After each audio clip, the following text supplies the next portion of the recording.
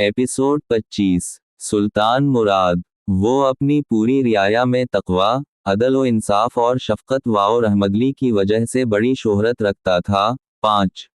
सुल्तान मुराद उन तमाम दाखिली बगावतों को फ़रू करने में कामयाब रहा जिनका सरगना इसका चा मुस्तफ़ा था और जिनकी पुश्त पनाही मुल्क दुश्मन अनासिर कर रहे थे। सुल्तान मुराद जिन साजिशों, दस्सीसा कारियों और मुश्किलात का सामना कर रहा था, इसके पीछे बैजंतीनी फरमानरवा मानवील सानी का भी हाथ था।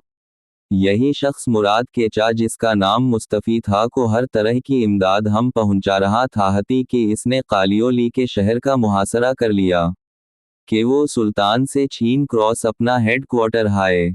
लेकिन सुल्तान मुराद ने अपने 6 को गिरफ्तार कर ली और इस सूली देकर मौत की घाट उतार दिया। इस परी अव्वल अनी बैजंतीनी फरमान वाओ सुल्तान के खिलाफ साजिशें करता रहा। इसने सुल्तान के हकीकी भाई को दर गमलाया और उसे इस फौज का सिपा सालार बना दी जो अनाजूल के शहर यकया पर काबिज हो गई। मुराद ने भी फौज को कोच का हुक्म दिया और बड़ी तेजी से बढ़ता हुआ दुश्मन की फौजों को आ लिया। मुखालिफ नौजों को शिकस्त दी और उनका मुखालिफ उनके सामने सर झुकाने पर मजबूर हो गया। सुल्तान ने इसका भी काम तमाम किया और बादशाह क़सतनतनी को इसकी कारिस्तानियों का सबक सिखाने के लिए सलूनीक पर धावा बोल दिया।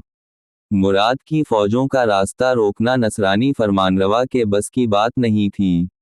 मार्च 1431 833 ईस्वी दोचश्मीहे को हर फतह हुआ और दौलत उस्मानिया का हमेशा के लिए एक हिस्सा करार पाया।